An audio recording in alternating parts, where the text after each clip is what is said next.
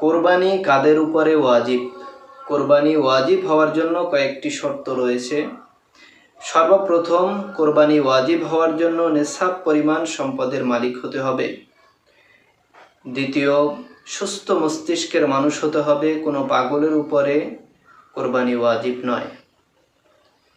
এরপরে তৃতীয় নম্বরে, কোরবানি ওয়াজিব হওয়ার জন্য বালেক হতে হবে, কোনো নাবালেকের উপরে কোরবানি ওয়াজিব নয়। চতুর্থ যে শর্ত রয়েছে, মুকিম হতে হবে, কোনো মুসাফিরের জন্য কোরবানি ওয়াজিব নয়।